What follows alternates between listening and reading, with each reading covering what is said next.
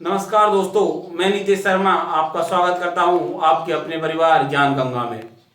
दोस्तों, हमने प्रतिशत को अच्छे से पढ़ा है और आज हमारा टॉपिक सीपीआर है, कांस्टेंट प्रोडक्ट रेशो। जब दो राशियों का गुणनफल एक तीसरी संख्या हो तो दोस्तों उसका हम यूटिलाइज क्वेश्चनों में, प्रतिशत में, लाभ हानि में और अन्य अन्य प्रश्नावलियों में किस प्रकार से करेंगे, इसके बारे में आज हम सीपीआर को जानेंगे। और हो सकता है हम एक दो क्लास और लें इनके क्वेश्चंस को समझने के लिए। दोस्तों, सीपीआर है क्या? Constant product ratio. जब कोई दो राशियां उनका गुणनफल एक निश्चित संख्या हो। देख तो कैसे भाई, सीपीआर कांस्टेंट प्रोडक्ट रेशो। यदि मान लो एक संख्या ए है, एक संख्या बी है, दोनों का गुणनफल के हो और के एक निश्चित संख्या है और ए और बी भी एक निश्चित संख्या है, तो ए को गुना बी से कर रहे हैं तो के प्राप्त हो रहा है। यदि हम ए को बढ़ा रहे हैं तो सीधी सी बात है हमें बी को कम करना पड़ेगा, तभी के मान आ सकता है। इसी प्रकार से यदि हम बी को बढ़ा रहे हैं तो हमें ए को कम करना पड़ेगा, तभी के प्राप्त होगा। जैसे हम देखते हैं, यदि मान लो ए 20 है और बी 5 है, तब हमें के प्राप्त हो रहा है, यदि हम 20 को 25 कर दें, यदि 20 को हमने क्या कर दिया 25 बढ़ा दिया, हमने क्या कर दिया बढ़ा दिया, 5 बढ़ा दिया। अब देखो इसको क्या है, इसको हमें ए को कम करना पड़ेगा, तभी हमें 100 प्राप्त होगा। के नहीं है 100। हमने क्या किया, ए को बढ़ाया तो बी को हमें कम करना पड़ा, लेकिन जिस अनुपात में ए को बढ़ाया उसी अनुपात में, उसी प्रतिशत में हमने बी को कम नहीं किया है। यहाँ पे कितना 5 बढ़ाया, 20 पर 5, लेकिन यहाँ 5 पर मात्र 1 कम किया है, तब हमने 100 प्राप्त कर लिया। इसी प्रकार से यदि हम क्या करते, बी को बढ़ाते और बी को हमने क्या कर दिया 10, तो हमें क्या है, एक यहाँ पे ए को कितना करना पड़ता, कम करना पड़ता और 10 ही करना पड़ता, तभी हमें 100 प्राप्त होता। और यहाँ पे भी देख रहे हैं कि 5 को हमने 10 कर दिया, 100% बढ़ा दिया, लेकिन इसको ओनली 50% कम किया है, केवल 50% कम किया है, इधर 100% बढ़ाया है, तो हमें क्या प्राप्त हो रहा है, 100 प्राप्त हो रहा है। इस प्रकार समझ गए, यदि a इंटू बी बराबर के आ रहा है, अर्थात दो राशियों का गुणनफल एक निश्चित तीसरी संख्या है, तो उन दोनों में एक खास संबंध होता है। इस संबंध के बारे में हम चर्चा करेंगे सीपीआर में। सीपीआर एक बहुत महत्वपूर्ण और बहुत अच्छा तरीका है किसी भी क्वेश्चन को करने का। देखो समझते हैं हम। यदि मान लो मैं हिंडौन और हिंडौन से मुझे जाना है जयपुर, भाई हिंडौन और हिंडौन से मुझे जाना है जयपुर, और हिंडौन और जयपुर के बीच की दूरी है 150 किलोमीटर। क्या है 150 किलोमीटर। अभी मान लो मैं जा रहा हूं 75 किलोमीटर प्रति घंटे से, तो 2 घंटे में यहाँ पे डिस्टेंस, ये तो क्या है स्पीड है, ये टाइम है और ये डिस्टेंस है। तो स्पीड टाइम डिस्टेंस में भी सीपीआर का बहुत महत्वपूर्ण रोल है। अब देखो मैं 75 की स्पीड पे जा रहा हूं तो 2 घंटे में ही कहां पहुंच गया, जयपुर 150 किलोमीटर में चल दिया, लेकिन मैंने अब स्पीड घटा दी, कितनी कर दी 50, तो मुझे टाइम बढ़ाना पड़ेगा, तभी तो मैं क्या किया, मैंने स्पीड घटा दी, तो मुझे क्या करना पड़ा, टाइम बढ़ाना पड़ा, मुझे टाइम बढ़ाना पड़ा, तभी मैं पहुंच गया। लेकिन अब क्या है, यहाँ पे मैंने क्या किया है, देखो 2 से 3 की है, अर्थात 2 पे 1 बढ़ा दिया, अर्थात 50% स्पीड बढ़ा दी, मतलब टाइम बढ़ा दिया। टाइम मैंने क्या है, टाइम मेरा बढ़ गया कितना 50%, लेकिन स्पीड क्या है 75 पे कितनी कम की मैंने, ओनली 25 कम की है। 50% नहीं है ये 50% नहीं है, 33.33% है। इसी प्रकार से हम समझ रहे हैं कि ये 150। अब हमें यदि हमसे इसी क्वेश्चन में पूछा जाता कि यदि आपको 2 घंटे की जगह 3 घंटे में पहुंचना हो तो आपको स्पीड को कितना कम करना पड़ेगा, या फिर ऐसे पूछता यदि स्पीड टाइम को हम 50% बढ़ा दें तो स्पीड को कितने प्रतिशत कम करना पड़ेगा। तो इस प्रकार के क्वेश्चंस में सीपीआर बहुत महत्वपूर्ण है। और जो हमने प्रतिशत वाली क्वेश्चन किए हैं उसमें भी आज हम देखेंगे कि सीपीआर किस प्रकार से और अपना क्या रोल रखता है। चलते हैं पहले क्वेश्चन की ओर। ऐसे क्वेश्चन हमने किए थे, प्रतिशत वाली यूनिट जब हमने कंप्लीट की थी। क्वेश्चन क्या है, यदि ए की आय बी से 25% अधिक है तो बी की आय ए से कितनी प्रतिशत कम है। इसे हम समझेंगे सीपीआर से। तो पहले सीपीआर का फॉर्मूला क्या है, फॉर्मूला क्या है, एक्स अपॉन बाई, क्या है एक्स अपॉन बाई, और यहाँ क्या है x upon x plus by. अब यहाँ पे देख रहे हैं हम ओनली बाई है, यहाँ पे क्या है एक्स प्लस बाई। जब यहाँ पे क्या है हर छोटा है, यहाँ पे हर बड़ा है। यदि हर छोटा है तो संख्या क्या होगी, बड़ी, संख्या क्या होगी बड़ी, और यहाँ पे क्या संख्या क्या होगी छोटी, क्योंकि हर क्या है बड़ा, क्या होगी छोटी। अब देखते हैं क्या बोला है, ए की आय बी से 25% अधिक है। क्या है 25% अधिक, और 25% मतलब 1/4, 1/4 अधिक, तो कम के लिए पूछ रहा है। यहाँ पे ये क्या हो गया एक्स और ये क्या हो गया बाई। अब हमसे क्या पूछा है कि कितने बी की आय ए से कितने प्रतिशत कम है। तो यहाँ पे क्या है कम वाले में x upon x plus by. तो एक्स क्या है यहाँ पे एक, एक्स क्या है एक सॉरी, और बाई क्या है 4, तो 1 प्लस 4, ये क्या आ गया 1/5, और 1/5 कितना है 20%। कम हो जाएगी 20%, अर्थात कितनी कम हो गई 20%। क्या था क्वेश्चन, ए की आय बी से 25% अधिक है, तो बी की आय ए से कितने प्रतिशत कम है। हम जानते हैं 25 मतलब 1/4, जब 1/4 है, एक्स बराबर 1 है, बाई बराबर 4 है, तो यहाँ पे क्या आएगा कम करने के लिए x upon x plus by. एक तो ऊपर एक्स बराबर 1, 1 प्लस 4, तो 1/5, और 1/5 कितना है 20%। तो हमारे क्वेश्चन का आंसर क्या होगा 20% होगा। चलते हैं एक और क्वेश्चन के माध्यम से समझते हैं। नेक्स्ट क्वेश्चन क्या है, ए का वेतन बी से 10% अधिक है। क्या है ए का वेतन बी से 10% अधिक है, तो बी का वेतन ए से कितने प्रतिशत कम है। क्या है कितने प्रतिशत कम, इधर क्या आता है अधिक वाला, अधिक वाला क्या है एक्स अपॉन बाई, और कम वाला क्या है x upon x plus by. अब 10% क्या है 1/10, ये क्या हो गया एक्स और ये क्या हो गया बाई, और इधर हमें क्या लिखना है x upon x plus by. तो क्या जाएगा 1 प्लस 10 तो 11, और 1/11 क्या होता है, 1/11 क्या है 9 सही 1/11, क्या है 9 सही 1/11, तो कितना हो जाएगा 9 से 1/11% कम हो जाएगा। क्या हो जाएगा 9 से 1/11% कम हो जाएगा। एक बार फिर से समझते हैं क्या है। इसने बोला है कि ए का वेतन बी से 10% अधिक है, 10% अधिक है, बी का वेतन ए के वेतन से कितने प्रतिशत कम है। क्या है हमारा एक्स अपॉन बाई बराबर x upon x plus by. इधर एक्स अपॉन बाई अधिक वाला और इधर कम वाला।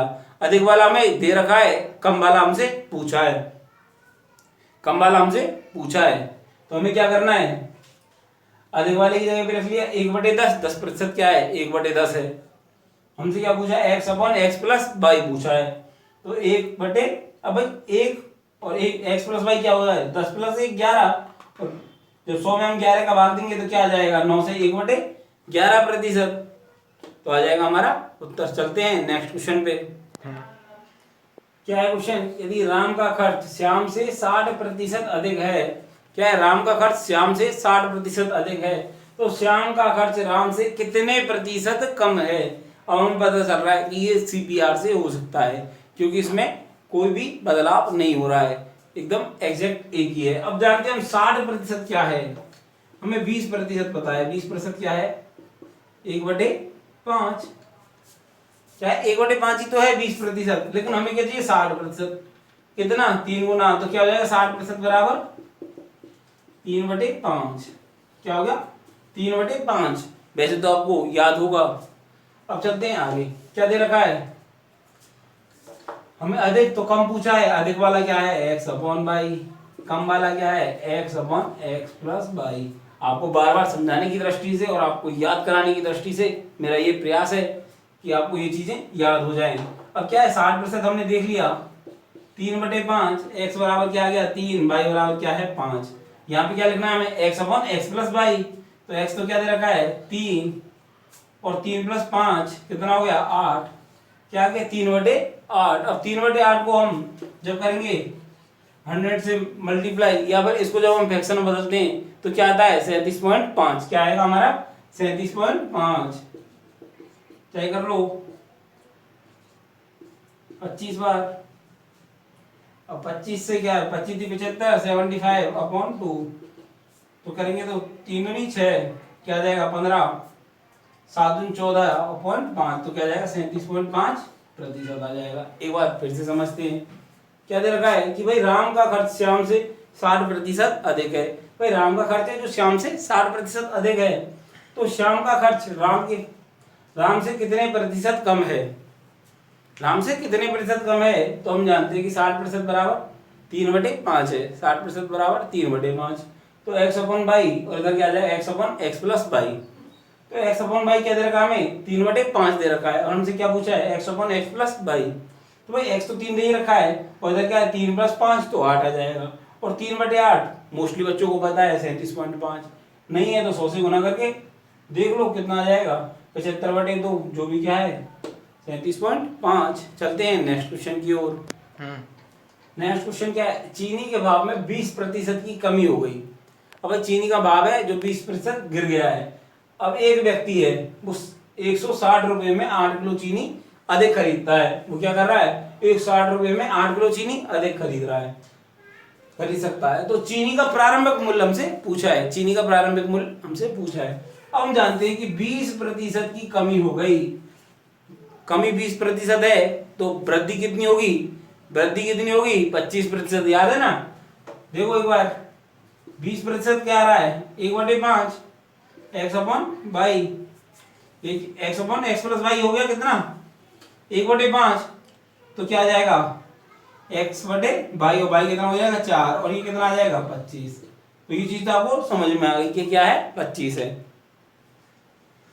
अब क्या है वो जब 20% कमी हो गई तो वो चीनी कितनी 25% अधिक खरीदेगा, और 25% बराबर क्या दे रखा है, क्या दे रखा है हमें 8 दे रखा है, 25% बराबर 8 kg तो है, और 25 क्या है 1/4 जब 8 के बराबर है तो एक कितने के बराबर आ जाएगा 32 के, एक कितने के बराबर आ जाएगा 32 के। जब एक 32 के बराबर आ गया और क्या बोल रहा है कि हमारा जब एक 32 के बराबर है तो 160 रुपए में जब वो 32 किलो चीनी खरीद रहा है, 160 रुपए में जब वो 32 किलो चीनी खरीद रहा है तो भाग क्या आएगा 160/32, 16 दूनी 32, 2 से काटेंगे क्या आ गया 5 रुपए प्रति केजी, क्या था भाव 5 रुपए प्रति केजी। एक बार फिर से समझते हैं क्या बोला है क्वेश्चन में, चीनी के भाव में 20% की कमी। भाई चीनी का भाव 20% कम हो गया तो सीधी सी बात है चीनी खरीदने में कितनी आएगी 25% अधिक आएगी। अब बोला कि 160 रुपए में वो 8 किलो अधिक खरीद रहा है, भाई 25% मतलब 1/4, और 1/4 8 के बराबर हो गया, 1/4 8 के बराबर हो गया तो एक किसके बराबर हो गया 32 के, एक किसके बराबर हो गया 32 के बराबर हो गया ना, 8 चौका 32, एक जब 32 के बराबर हो गया अर्थात क्या है 160 रुपए में पहले वो 32 किलो चीनी, भाई 160 रुपए में वो 32 किलो चीनी खरीद रहा है, तो जब 32 किलो चीनी खरीद रहा है अर्थात क्या आ गया, काटेंगे जब 160/32 तो कितना आ गया 5 रुपए प्रति केजी, कितना आ जाएगा, क्या पूछा है प्रारंभिक मूल्य, और प्रारंभिक मूल्य क्या आ गया 5 रुपए प्रति केजी। चलते हैं नेक्स्ट क्वेश्चन की ओर। नेक्स्ट क्वेश्चन क्या है, चीनी की कीमत में 20% की वृद्धि हो गई। अब भाई वृद्धि हो रही है कितनी की 20% की, जब 20% की वृद्धि हो रही है तो हम किसकी जाएंगे कमी की ओर ही तो जाएंगे, जब वृद्धि हो रही तो हम जाएंगे कमी की ओर। तो क्या कर रहा है वो 120 रुपए में 4 kg चीनी कम मिलती है, सीधी सी बात है भाव बढ़ेगा तो वस्तु कम मिलेगी।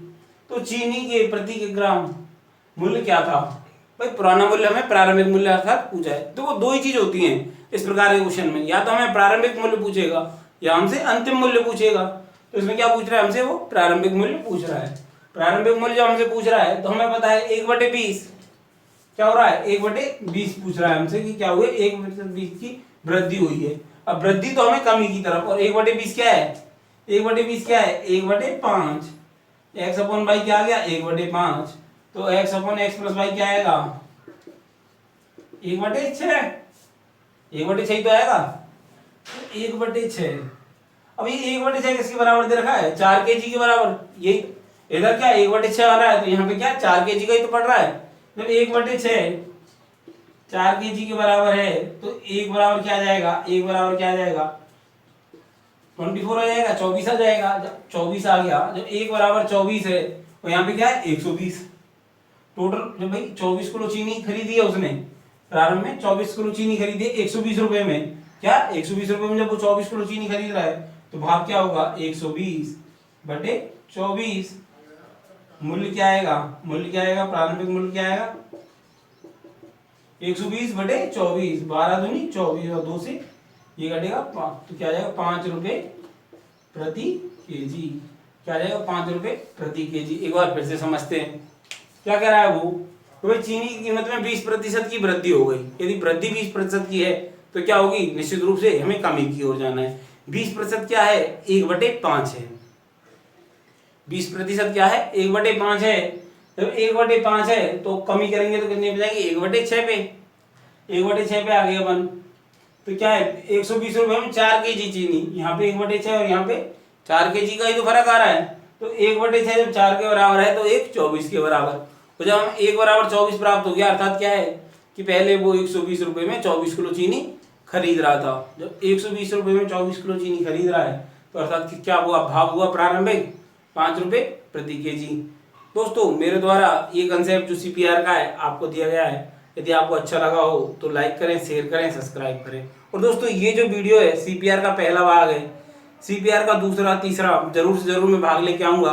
और हर यूनिट के बाद में जैसे मैं लाभ हानि पढ़ाऊंगा तो लाभ हानि पे बेस्ड क्वेश्चन सीपीआर की कराऊंगा। टाइम स्पीड डिस्टेंस कराऊंगा तब भी मैं सीपीआर से रिलेटेड क्वेश्चंस कराऊंगा, इस पर आधारित जो भी क्वेश्चन बनते हैं। इसी प्रकार से यदि मान लो हम चलते हैं आयत वर्ग और उनकी क्षेत्रफल के बारे में जब बात करेंगे तब भी सीपीआर का एक बड़ा रोल है।